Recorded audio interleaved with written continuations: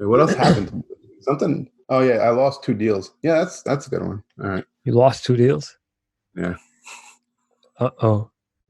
I guess it's a good time to start, huh? Yeah. Let's do it. Preparing for liftoff in 3, 2, 1. It's the Shant and Ari podcast, you guys. Episode number 10. Shant, how you feeling, big guy? I'm feeling good, man. Episode 10. It's like anniversary, right? It's our anniversary, episode 10. Yeah, it's our 10th anniversary today. It's technically episode 10B. That's my bad. I'm sorry we had to do a re-record. So I'll give the quick breakdown of what happened. So my internet is laggy. So last week we tried having a guest on the show, Kirk. Sorry, big guy. So what happened was that while we were recording all this, because my internet connection sucks, the data that was being transmitted between 3 was causing a lag. And everything I was saying and you were saying and Shant was saying, all of a sudden the audio file just got put one on top of another during like different segments. Completely unusable. So we're going to figure this out in the meantime. We need an IT department. So if anyone's looking for a job, this is an internship, non-paid internship. If you want to help our podcasting, I don't know what that's called, but we need help. Speaking of help with the podcasting, friends of the podcast, Shant, episode number 10, I'd like to give a big thank you to some of the listeners that have made it known to me that they've been listeners. Tamar, Sarah, Chrissy, Lynn. We've got a ton of people. I think it was the anxiety episode that really hit home for a lot of people. I think both me telling my side of my anxiety and you, Shant, discussing what an introvert is and what social anxiety is. I think it opened up a lot of people's eyes, Shant. Yeah, I actually made Betty listen to that episode. So she finally listened. And yeah, I want to thank everyone else listening. I know a lot of my friends just hit me up, and I'm not going to start naming everyone, but yeah, I appreciate think the audience is growing. What do you think we got now? Like 18, 19 people listening? 18, 19. But you know what? I want to start seeing you guys kind of give us a review, good or bad. Just give a review. Who cares? Just review it. I agree. 1 star, 2 star, 5 star. Just do it. So heard a little of what happened this past week. What happened exactly? Can you take it from the sorry to cut you off about what happened this week. Can you tell me what happened? Oh yeah, I lost technically lost 2 deals. Sorry, buddy. 2 deals that were under contract, couldn't make things work. That's the G-rated version of what happened. Yikes. It was yikes. Just looking. So I don't usually do this. So I was just looking at like projected how much money. I didn't physically lose it because I didn't have it, but potential. You lost out on it. Yeah. So it was rough. It's $24,000. So that was it was rough, but it happens, man. It happens. Not gonna lie. I'm sorry it had to happen to you, but I was thinking, and it's like good. It's good that we're like sort of busy, so it doesn't really hit home too hard. But had that happened maybe like 3 years ago, that would have been that would have been an upset, bro. That would have been like something you'd probably like. Oh yeah, dude. I've had that, obviously in the past when I lost 4,000, I was like, I had to take the day off, just being heartbroken, bro. And dude, yeah, I mean, I'd come home, Betty would be like, "What the hell's wrong?" Like, I'm just like, "Don't talk to me." Don't talk to me. Why are you talking? Like, what's going on? It reminds me of when we first started, man. Oh my God. So Shant, bro, last episode we were talking about like the shiny objects, right? Like the shit that you would buy or the shit that you're thinking about buying that you want so that you can get more business. And right now I'm going through a situation where I've got business. Like I've got enough keeping me distracted where I'm not like following up with people, you know, and like more than just that, if I lose out on a commission or like I lose out on a deal, I'm not completely pissed off because there's other stuff just happening in the pipeline. But what about the days where that commission was literally the only commission that you were hoping for, like you were relying on it? How, like, even before that, say you didn't even have that deal, but getting there, like just talking to clients and like prospecting and how aggressive you were. Like, I'm going to give you an example of what I'm talking about. So right now I've got my mortgage broker and my real estate agent, both of their coworkers need cars. So I'm helping out both of them, and both of them went MIA this past week at the same time together. So I'm like, all right, like this is kind of awkward because I've reached out. It's not like it's awkward because like I need the deal so bad, right? But I've already reached out to the dealer. So the dealers are looking for me. Yeah. So now I'm just like, all right, this is super fucking awkward because I don't actually need their money. Like I don't need the deal, but I'm playing the fucking waiting. I feel like I'm flirting with these girls right now because I need them to text me. I don't want to like make it seem like I'm desperate, but at the same time, I got fucking Tim and Eddie back to back texting me like, yo, what happened? I gave you numbers. You didn't respond back. Like, yeah, it looks bad on you. It looks so bad. And it reminds me of like the beginning days of like, do I text them? Do I not? Do I do this? Do I not? I'm waiting around for a deal. Like, yeah. It reminded me of the waiting game you would play at the very beginning of when we're working. And I think that I'm so turned off by who I was before. Like, who was I before? I don't even want to remember, and I don't even want to bring it in to how I do shit now because it just makes you look that much worse.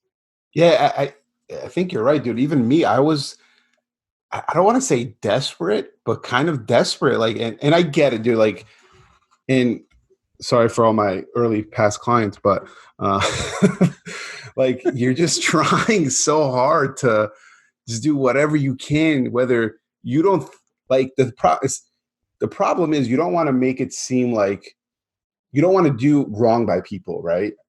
You don't want to sit there and be like, just get this house, and it's a bad thing to do, but like you're just pushing them, right? Yeah. But what happens is that when you're early and you're desperate, you don't realize when something is bad for someone. And yeah, like you just want to get the deal done. You want to get something sold and out of the way. Yeah. Yeah. And you know what I think, man? This is kind of off topic, but like I think it would have been good for me, maybe for you it's different, but like if I just shadowed like an actual successful real estate agent for like 6 months, just followed them, just seeing how they were, and I'd be like, okay, I can't be desperate right now. I need to be patient. I need to listen better to the client, not just, hey, get this fucking house, man. Let's go. Let's dive. I want to dive in to even before that. Like, you got to have clients in order to be able to take whatever you're doing by shadowing that successful real estate agent. You got to have clients to be able to put that into practice. I'm trying to picture you in the beginning stages of like you don't even have a client yet, or like all you've got is just a ton of prospects. Mm-hmm. How can you explain to me how that Shant was? Was he an edgy Shant? Was he like a pissed off Shant? Yeah.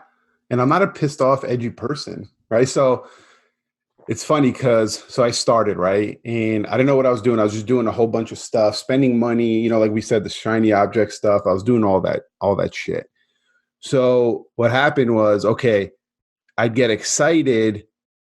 I'd come home and be like, babe, somebody said they want to buy a house. I'd be excited. Somebody said that they're in the market to purchase. Yeah. And I'd be like high-fiving, like fucking pumped.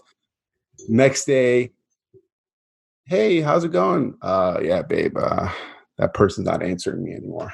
Yeah. So a lot of that, right? In the beginning, like up, down, up, down, up, down, up, down, like little things like affecting you, right? More down than up. So what happened is I'm doing all this, like I feel like I'm working, probably not, but I feel like I'm working. And I come home one day, it's been like 6 months or 5 months and nothing going on. And Betty's like, hey, Betty's super, it's just nice and things. Like, hey, like, how's it going? I'm like, good. She's like, are you working? I'm just like, oh man. I love that like, so much.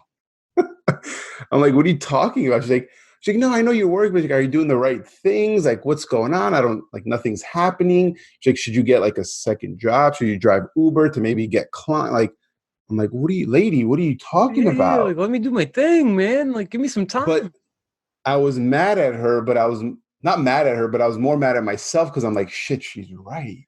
She's right. She's like, what are you doing? I'm like, I don't know. I don't know what I'm doing. It's not working though. So then I was like, okay, this isn't working. So then I actually kind of shadowed someone. I went to the office, a guy who does a lot of phone calls. And like, I was like, hey, can I just come watch you every day and like make calls with you? And he's like, yeah. It was like the office that was like an hour away. So I went every day, just fucking sat there with him for a few, like 4 or 5 hours a day and just got better. Can you explain? So I want to have an idea of the person that you were shadowing. Was he like the kind of closer type? Like, was he like I'm going to try and get this person sold right now type? Or was he the more patient sort of invest in, like, have good faith in that this person will choose you because of how you treated them in the very beginning? And they didn't you didn't come off as like a pushy dick. Yeah, no, he was the complete opposite. He was like he would call, like, hey, are you interested in buying? No, okay, when do you think that would be? And he was more in the long game, like follow up, like I'm gonna follow up with these people for the rest of their lives type shit. Yeah, right? Yeah. And he was just super like nonchalant, hey, okay, cool. If you ever need anything in the meantime, let us know. But I'm gonna contact you in 3 months again. So can I talk about BMW a little bit? And yeah, because you probably experienced that. Yeah. So it's super interesting because the guy that hired me, the reason I was the person responsible for hiring me at BMW and consequently training me got fired like 3 months after I got hired because he wasn't doing a good job picking employees, but not me, because my other sales managers loved me, right? Yeah. Like not specifically me, but other guys that he had hired and just his overall decision making, right? And he got fired because he was too lax in his approach. He was all about giving people time, not being too pushy, making educated decisions, and that kind of shit didn't fly at the dealership I was working at. But the reason why I didn't get fired, because I was putting into practice his method of not being pushy, was because of like my product knowledge and how much actual passion I had for my line of work. Yeah. Right. And, my sales manager saw that, my general manager saw that. She saw that, this kid knows his shit, and the people that he has in front of them, although there might be less quantity, the percentage of people that he was closing, the percentage of people that I was closing was at a higher rate than the other salespeople, right? So like my pipeline was getting more and more full, and I was closing at a higher percentage than the other salespeople. And people like recognized that like if you put a customer in front of me, I don't look at them as a customer. I look at them as a person that I need to convince that they need to be buying a BMW. And I did it in a way that like you would have to buy it because like I believe in my product, right? So just random question. Were you, and I really don't know this, but were you like a top salesman there or no? No, because we had a ton of veterans. Like we had guys there that have been working there for like 18 years. Like I worked at a veteran BMW store where everybody there had been there for years. Yeah, they got a book of business. So yeah, that's interesting. Now, getting back to like the waiting game, right? So like I was waiting and having Betty just like grill me every day, like, what are you doing? Now for you, you start your YouTube channel, right? So it's kind of interesting. You do that, you're making videos, and like, are you just, because obviously you still had the restaurant, you're still running the restaurant, but do you like, I want to picture this, like you're making videos, nothing's happening. You have 100 subscribers.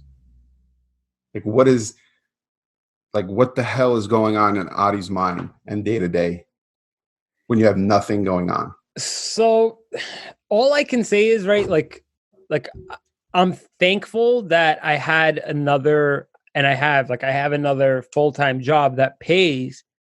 And, you know, it's not about like, I need to close or I need to get every single little thing. I need to close every single little deal that's in front of me or else I won't have money to bring home. Obviously, like in your case, Shant, where it's a lot more like pertinent, right? This is your full-time job.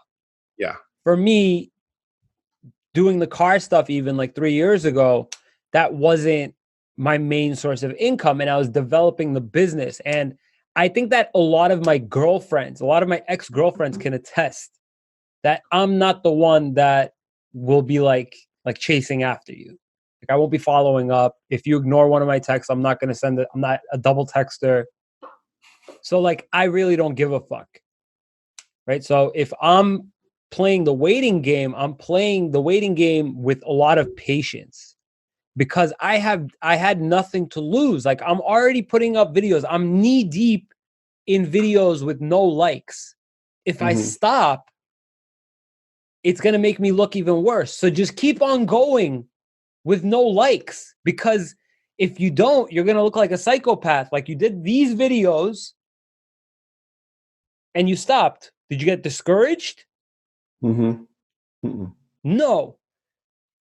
Are you tiny bit discouraged? Probably. Yeah. But you're going to keep going because if you don't, you're not going to win either way. You give up and you're not going to win. Right? And if you cave in, I'm telling you, it's almost like people can tell like your inconsistency. You stop doing it for 6 months and you do one, people are like, dude, this is just trying again. Yeah, trying something. But it's like you kind of have to try new shit, right? So like I'm in that stage right now, actually. I just talking about this. So I started something new technically, right? As far as like a source for me to try to get more business. What's that? So I used to make a lot of phone calls, right? I still make phone calls, right? I've been kind of off lately, but I make phone calls to people who, when their house is on the market, right, and the house doesn't sell, we call that list of people to say, hey, do you still want to sell? I can help you sell and actually get it sold. Okay. So I've been talking to a few people, and kind of like my mentor in real estate was like, dude, you know, instead of just calling, why don't you send letters to everyone? Right? Yeah. Okay. So custom letters, handwritten to each expired person, but you send it. So it's tricky, right? So there could be 15 every day expired off the market, right? So you send 15 of those people a letter. You got to write the envelope, everything, and do all that. And every 21 days for 6 months, you have to send the person the same letter. So it's just like, you know, constant reminder. So I was like, all right, you know, fuck it. I could do letters. I could just, you know, sit here all day. So I've been doing that. And I've been going, I've sent already like 400 or 500 letters. Wow. And I've gotten one person to call me back. Whoa. And and they're like, why are you sending me this letter? That's the phone call I got. Not like, hey, yeah, great letter. Can you? That's awesome. So I'm at that stage now where I've literally invested so much of my time, because I do it every day, Monday through Saturday morning, first thing I do. Sunday morning, first thing I do. I want to get it out the way. So I've literally invested so much time. And someone in the office asked me, my boy Gabe, was like, dude, aren't you gonna like kind of stop? Like, it's not. I'm like, dude, if I stop like the first few weeks, okay. Like I tried, I gave up. I'm like, dude, it's been 2 months. I've sent so many. I got to just keep going at this point. Like I have to just like for 6 months of just doing it, regardless of what happens. And it's like, I was thinking about this the other day. I'm like, I'm putting the letters, envelope, fucking licking this thing, putting it like, I'm like, what the fuck am I doing right now? But I'm like, if this is like, this is it's so difficult, because it's not difficult, but it's like time consuming. It's repetitive. It's fucking boring. I'm like, how many people are actually doing this? So it has to work. That's what's going on in my mind right now. So I guess, when is the time do you think that you got to measure if it's working for you or not? I think at least 1,000 envelopes, 6 months. So like before I would only post to Instagram, right? Yeah. And that like didn't work. I did a few videos that I published to both Instagram and YouTube. And then for a while I was only doing these short clips just for Instagram and not even doing a thing for YouTube. Yeah. And I realized that like it's a complete waste of my time. How long did it take you? Almost a year. Wow. Yeah. So it's like, yeah. And I'm not here trying to give anyone a tip, because I don't know what the answer is. I'm just going to like, I feel like I'm too invested in this right now to like you should see, like I have stacks of empty envelopes. Like I'm ready. Fucking stamps. Can I give you just a side suggestion? What if you were to hand deliver a few of just trial and error, I guess, A/B testing? What if you were to hand deliver the envelope and tape it to the door? Like if I were to ask a girl out, right? There's a difference between asking a girl out by like DMing her and like asking a girl out person. But in person, it's a little bit awkward when it's, you're trying to get them to sell their house. It'd be ideal if you can get in front of them. But it's, no, you're 100% right? Because so a little background on these people who are expired, they're getting called by like probably 100 to 200 people, right? So they're pissed, right? They're pissed, they're angry, and their house didn't sell, right? So they're already double pissed, okay? And you already know, if you listen to past episodes, I hate just randomly going up to just a fucking door knock. Hey, I know you're pissed right now. Your house didn't sell. Here's a letter. I don't know, man. People do it, and I know it works. Sometimes not. I don't know. I just don't feel like doing it. It's probably the wrong answer, but it's what I feel. So can I go back to BMW and the waiting game? So I used to play the waiting game a lot at BMW, but like my managers would be so far up my ass about follow-up that like I'd be forced to like be pushy.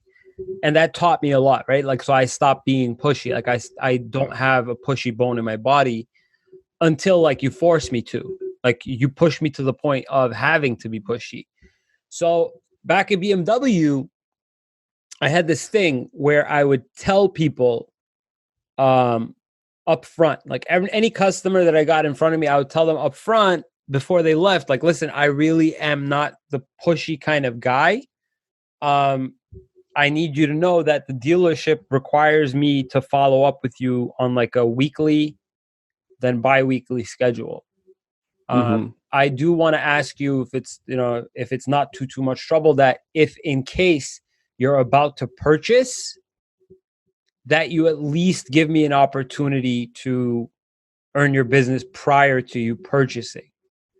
So I guess what helps me during the waiting game now, like if I know that, I invested a little bit of time into some client or some interaction, that at the very minimum, I guess I made it known that I really don't want to like be pushy, or my intention is to not be pushy at all with you, but really just as a favor to me, let me know what's going through your mind.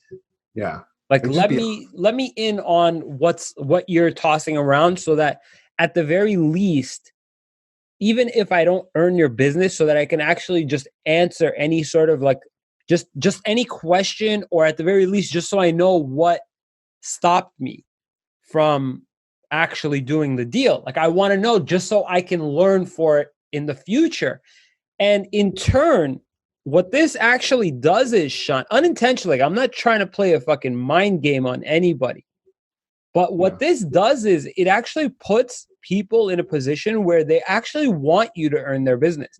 They want you to do it because they know that you can communicate very well and you understand how to communicate very well. And this in particular helped me a lot when I first started BAC. Like, I remember I was talking with clients that were friends, and I'm just like, listen, bro, I just want to tell you off the bat, the way that this business works is I can tell you a number right now. I can tell you a number, and this is what I can try to get done for you, or this is the lowest that one dealership will do it. You, in turn, because you're sort of like clueless or ignorant, the way that this whole business works is that I'll tell you a number. You'll go to the dealership to test drive it, and you'll tell the dealer, hey, I have this number from this guy. Mm-hmm. And the way that they trick you into thinking that you're getting fucked is they undercut your number by like 15 or 20 bucks a month. It's basically like a $500 discount on a lease further. It's nothing, but it seems like it's a lot. So you're like, fuck that guy. Like, I'm not going to go with him. So when I explained this I had to explain it to my friends, because this is what that waiting game is all about. What they're doing is, for me, is that they don't trust that this is the lowest that they're going to get, because it's not the lowest that they're going to get. What they do is that they take your number, and the douchebag dealer that they go and see makes them think that they're getting fucked, but they don't communicate this back to me. So while I'm there twiddling my thumbs waiting, this guy is over there at Jeep getting a deal at $20 less than I quoted him, and I'm over here looking like an asshole to them because I quoted them $20 higher. Yeah. So I learned that it's not even so much about being pushy. It's about making sure that they realize that line of communication is so open. And this doesn't apply just in sales, bro. This applies in everything that I do, like communication with my fucking doctor. Yeah. Right? Like, listen, I understand. Like, I'm waiting for some sort of test result to come back, right? You leave your office at 4. The test result doesn't come in, right? Or it came in at 3. Do you mind if I call you at like 3:15? Can you expect my call at 3:15 so I can hear back about the results before you leave at 4?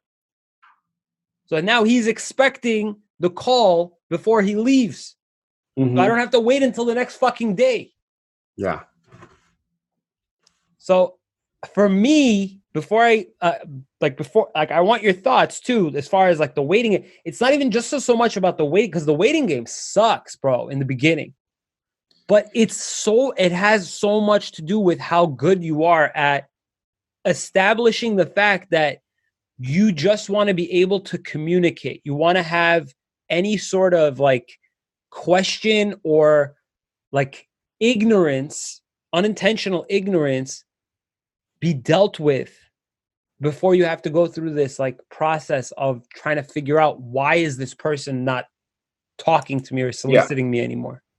Yeah. So it's crazy because, I think we're both not pushy people.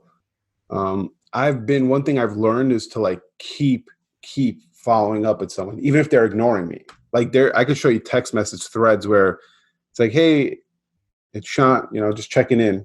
No answer. Read on, Why do you do it though? What? Because what I'm trying to understand, like I won't send a follow-up text. I won't send a follow-up email. So I feel bad.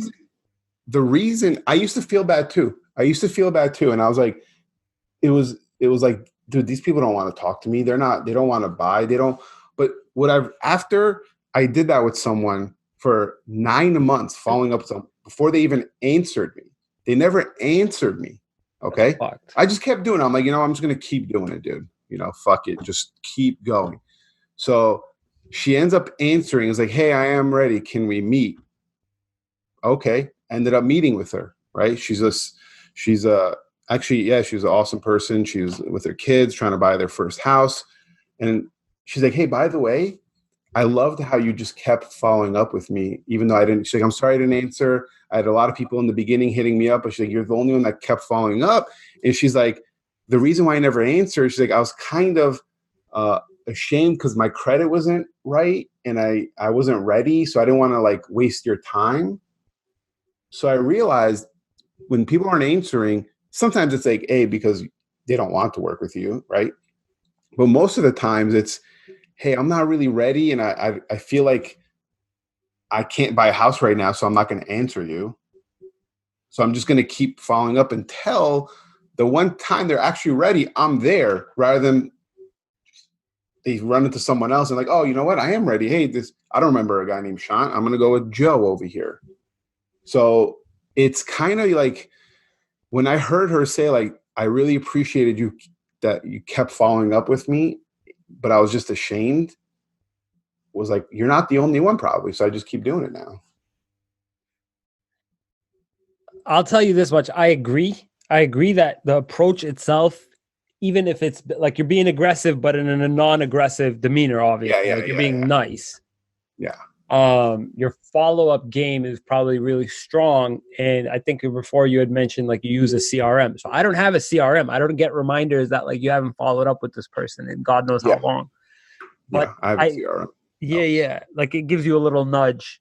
So I think that there's definitely something to be said about that. It's almost like they're ignoring you. Yeah, they fucking read it. Yeah. Red. It shows red. Like, yeah. I got a client right now that it happens unintentionally too, but when somebody doesn't want to buy from you, they don't want to buy from you, bro. But you're right in that there could be some other underlying motive. And I think that at the very beginning, well, obviously we have a CRM now. It's going to continue with you to follow up. But at the very beginning, because your radar, it's almost like a player, like a guy that just bangs so many girls. Like if you're only dealing with one girl, then your follow-up game is probably really strong. Like you're constantly like communicating, or you're trying to get her to go out. If she's not responding to you, you still keep on trying. But if you're dating fucking 15, you're losing track of every single one. So you really just, right? So right now, what? So I learned this actually when I was like 18, 19, bro. I had a good friend of mine. I won't name his name. He'll know who he is. He probably listens. So we were on our way. We were driving down the shore. It was like kind of like late at night, and it was like a 2-hour ride. And this guy pulls out a book with a pen, and he's like, "Hey, do you mind if I make some phone calls?" I'm like, "Yeah, all right, whatever." Like I'm driving. Boom, he calls.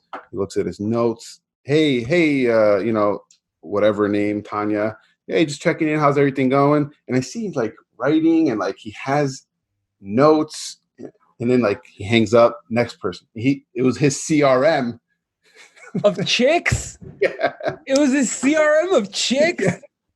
Yeah. So I'm like, I was like, damn. The thing I was most intrigued about was you're so organized. Notes like change their number, or like she doesn't like to this. Last time I contacted her was this time. That's fucking great, man. He had a CRM with like detailed notes. That's amazing. Fucking a book, bro. And I was just 2 hours. He was just on the phone the whole time, and I'm just like, I love that. Wow, that was fuck. So just for me, just being able to follow up, I got away from like, damn, am I bothering this person? Am I this? I'm just like, hey, dude, if you're because it's happened with friends, right? A friend wants to buy a house to hit me up, and then they go ghost, right? Like That's ghost, awkward, bro. You can't. ghost. Yeah. And I've just realized it's not me, man. It's something's going on with them, and they just kind of embarrassed or something, bad credit, something happened, and they feel like, fuck, I don't want to waste Shant's time, like he's worked so hard. But it's like, no, you're not wasting my time. Just like, let's communicate. Like, Communicate, man. Let me help you. And I don't take it personally. I think it's more people just feel bad. And I do it too. You know how? I'll show you how. I am shopping for a car. We were shopping for a car with Betty, right? I have you in the mix, but would go to a store. We wanted a Volvo a year ago, 2 years ago. I remember we've been talking about a fucking Volvo, well, a lot of cars, Acura RDX. It started with Acura RDX. Yeah, so it fucking kept going. Yeah. But what I realized is the dealer would hit me up all the time. Mm-hmm. Great follow up, but I'd be like, oh shit, he just called. Fuck, he left a message. But I'm not in the market right this second, so I don't need to call him back. I'll call him back later. Mm-hmm. And I forget because it's not front of mind right now. It's not important. But when it became important, then I'm like, oh shit, who's that guy that was calling me? Shit, oh, he just texted me 2 weeks ago. Let me look back. But if he didn't, it's a different story. So you have to, it's the point of like, it's not top of mind right now. So you just have to be okay with like, just keep going. I agree. The very last follow-up is super, super important. So I right now am dealing with a situation where people have to chase after me to respond to a text from them. Shout out to Bill from Texas. So he's trying to get an Audi Q5, and this has been ongoing for like 2 weeks now. Like I'm trying to, He hit you up. He's a previous client of mine from Boston. I did a deal for him on a Jeep. He moved to Texas, and he keeps on asking me questions about Audis, and he'll always text me at like these times where I'm like super busy. I see the message and I'm like, I got to respond to him when I free up. Yeah. And like a few hours goes by and I don't actually respond to it. I respond to like other things that were like pertinent. Like I got to respond to it, or like I have like something going on. Like a couple hours ago, I took a deal auditing call. Like that's a paid call. I have to hop on it and I have to be like, my attention has to be like laser locked on it. Yeah. And he texted me then. And I had written a reminder to myself on my phone that as like an hour from now, Siri, please remind me to call Bill. Don't text, call Bill. Just so I can call and like apologize for like my lack of communication. He probably thinks like I was trying to ignore him, but it's not even that. Like I'm getting reverse waiting gamed. Yeah. But there's people that I'm playing the waiting game with, which is those two girls, because I got dealers that are like, where are you? Where are you? Where are you? And I'm like, I need this guy to back the fuck off. And I need you to respond to me without me looking like a dick. Yeah, but like, just tell me something. Just go fuck myself. Okay, thank you. I'm like perfect. Yeah, like communicate. Like, let me know that it's your anniversary this weekend, and you guys are going. This is the actual answer that I got back today after like 4 days. Is, oh, I'm sorry, I fell off. It was my anniversary this weekend, and we went away. I'm not gonna be back till tomorrow. I'm like, that's fine, but don't ask me for numbers on Wednesday and ignore me until Monday. Yeah. Like communication is number one. Like I don't care how well you can play the waiting game. Just let it be known that you prefer communication. There's an issue. Don't let the waiting game turn into a lost deal, a lost relationship, a lost anything. Yeah. Don't let that. Can I ask you, and this may be another podcast episode, but you were talking about how you're not pushy, right? With your clients, like following up wise, you're not a pushy person, right? My ex-girlfriends. Yeah, so just the girls. So for all the thousands of girls that have texted Adi and he's not answered, I apologize for him. So can I ask you a serious question? Yeah. You're not pushy at all. Why? How are you such a, how do I say this in a nice way, a dick to dealers when you're negotiating and you're like fucking fierce? Because I've seen it. So you got to understand that the client needs finessing, but they need finessing in a way that you're not scaring them away. Mm-hmm. Right. And the dealer needs finessing. Let me give it back to you, right? So the dealer, the client is a chick that you're trying to marry, right? Okay, and the dealer is a hooker.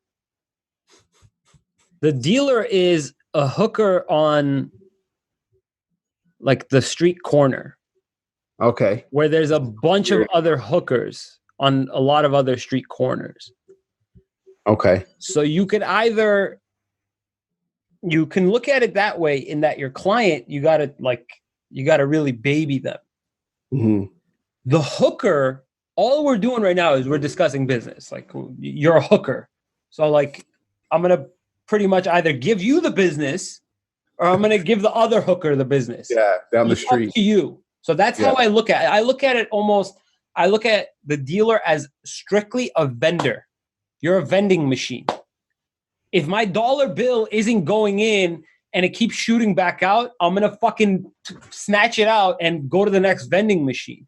That's how I look at it. That would have been a more appropriate analogy, vending machine rather than hooker, bro. Well, you gotta, because you can't. You could have little cousins listening to us right now. Well, you can't. This is a R-rated podcast, so okay. you don't have that similar analogy with the customer. You don't. The customer is not a vending machine, nor is it a purchasable item. So for me, a dealer, you can't replace your client. You need as many clients as you possibly can. Yeah. You only need one dealer for that task. There's enough out there. And there's enough out there. There's not enough clients to replace that one client. You can't replace one client with another client because you lost the client. Yeah. If I lose a dealer, there's another one to take its place. So that doesn't affect me. So the way that you got to understand that I'm not pushy to clients, to people that I'm investing my time into, knowing that this person will be a lifetime customer. And the way that I'm pushy outside of where I normally play is different. I'm not pushy. In fact, I'm actually a nice guy to the dealers I commonly work with, because they, for me, are not hookers. They're not irreplaceables. Yeah, I got or they're not replaceables. They're not dispensable. Yeah. Because they also do things outside of that normal hooker task list. They do other stuff. Like, they don't just get the job done. They do other things.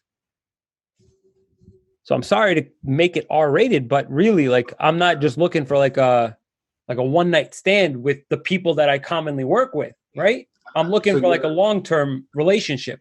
For your circumstance where I need to talk really low to a dealer in your circumstance, I probably never talk to him again. Like, you bought a Jeep from one guy 2 years ago. You turned around, you went to, I think, did you go to the same dealership, different dealer? Different guy, yeah. So you went to the same dealership a year and a half later and bought the car from a different salesperson because that hooker no longer worked there. Yeah. So for me, I guess it's kind of similar, right? Because the client I have to be nice with, I have to be very, They're the marriage, right? And when I'm trying to get them into a house and I have to deal with the listing agent, so I'm not a dick, right? I'm actually super, because naturally I'm just a nice person. It's hard for me to be a dick, right? And it, like, I'm just like, I play it very like, hey, like, it seems like my clients, you have to sell it. My clients want it, but they're not going to pay this. So, we're just going to walk away. I make them be like reverse psychology type shit where they're like, oh, but wait, no, like, don't, instead of me being like, nope, we're not going to do this. Fuck you. This is the price. I'm like a little bit more like a little tactful, like, yeah, we're just going to walk away. Yeah, yeah, I read that book. Tactical empathy is what you're referring to. That's how I do it. And I'm like, you know what?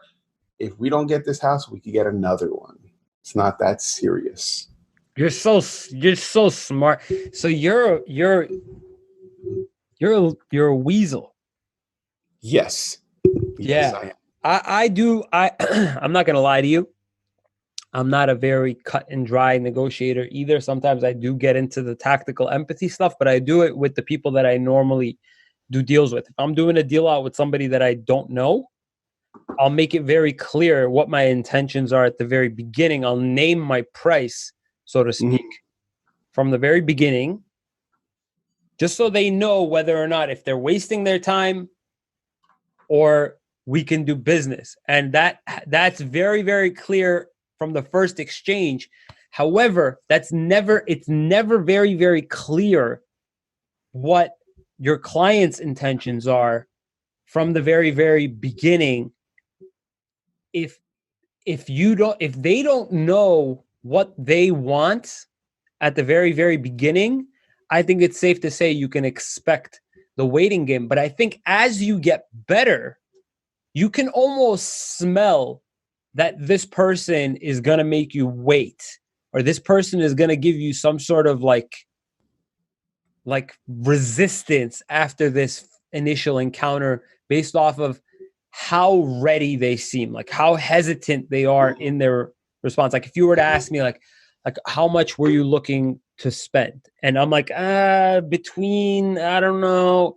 Or like, which area do you want to buy a house in? And you're like, well, I'm not really settled on a thing. I'm kind of open. But if you were to come to me and I'm like, listen, I got $445,000 approval and I'm only looking in Waltham. And I've been to open houses for the last 6 months. I'm ready to go. I'm pretty fucking sure this person is going to be texting you back instantaneously. Yeah. Yeah.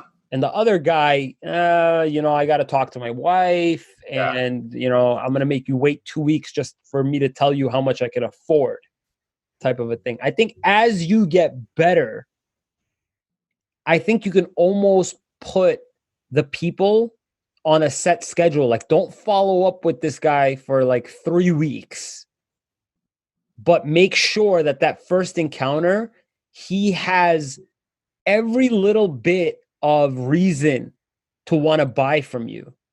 Like, make it such a powerful first encounter that that guy has to run something by you. Like, it's almost like the impression that you make at the very beginning on somebody is the impression that's going to make sure that you don't actually lose them. And this doesn't come from the beginning, because in the beginning, you're going to lose them because you probably sound and look like you have no idea what the hell you're doing. And the follow-up is only just going to make shit probably that much worse. Yeah. Yeah. So that's kind of it, man. I think for the waiting game, like we call it, I think that was a very just kind of real as far as like what it's like to just wait and be patient and kind of hit your head against the wall a little bit waiting at times. But I think that was good. I think maybe we should do an episode about negotiating in the beginning and the end. And I think that'd be interesting because I think there's some good stories we both have on negotiating, good and bad, that we've gotten screwed, I'm sure, too. Yeah. I don't win. To be honest with you, my success rate at this point, 60, 70% at this point. Mm-hmm. Because I'm dependent on for a bunch of like crazy ass deals Sometimes I think as you get better too, I can't wait for this episode because I think as you get better too, you just know what you can and can't negotiate. But in the beginning, you just want to negotiate everything. Yeah, and then it's gonna be interesting because like, when do you know if you could have pushed harder, if you could have got a little bit more, but you didn't, and then you're like, "Fuck, could I have gotten more?" Yeah, because I have a interesting story that kind of happened a bunch of times. Because in real estate, you don't know, right? You don't know like, hey, we got it at 445. Can we have gotten it at 440? You always second guess yourself. So at some point, I guess we'll do the negotiation episode. Mm-hmm. We didn't really delve too much in my YouTube waiting game, though. I don't think we really needed to, though, Sean. I think people got the point, no? Yeah, I've just kind of going and just doing it until like, you gotta just give it time, man. Yeah. I'm actually kind of happy we didn't go really deep into YouTube. I think I gave a pretty decent depiction of what that was like, as in 10 people fucking saw it, but you just keep going because you don't want to lose your consistency and make people think that you tried and gave up. And it's paid off for you, right? YouTube is the waiting game actually really, in that sense, I hope it pays off for my letters that I'm sending, but it paid off for your YouTube. I'm looking at it right now. You have 18,000 plus subscribers. I'm happy because it's almost like it's real. You know what it's like? That YouTube popping was like trying to get a really, really, really hot girl's number and trying like 200 times and being ignored and finally fucking getting it. Like the odds of something like that popping is so low that I'm just fired up that happened. But that's what it was like in a nutshell. But it could have went the other way, and then it could have went the other way, no? Yeah. I'm happy I played the waiting game on that one. I was persistent on that one, but I wasn't bugging anybody, was the point. Yeah. I'll let you guys know in 6 months if the waiting game paid off for these letters. They may not. I may come back at our 75th episode and be like, nothing. 75th episode. That's in, I think, a year and a few weeks from now. Maybe a year and like 3 months. Is it? Okay, so maybe episode 50. Who knows? By then, we might have like 80 listeners. Let's play the waiting game on that one. Yeah. We're gonna be playing the waiting game on these. You guys are gonna just fucking. You guys are in just fuck. Oh man, this is gonna be. I hope you guys are growing with us as we speak. But I had a great time discussing this with you, Shant. Thank you, Ari. Thank you so much. I'm happy. We both have been playing the waiting game for quite some time now, and we've gotten better at it. Hopefully, we continue. I don't want to wait too much longer, bro. I just want to just go and not wait for anybody. But unfortunately, it doesn't work like that. So yeah, awesome, man. Good night, Shant. Good night, Adi. Bye.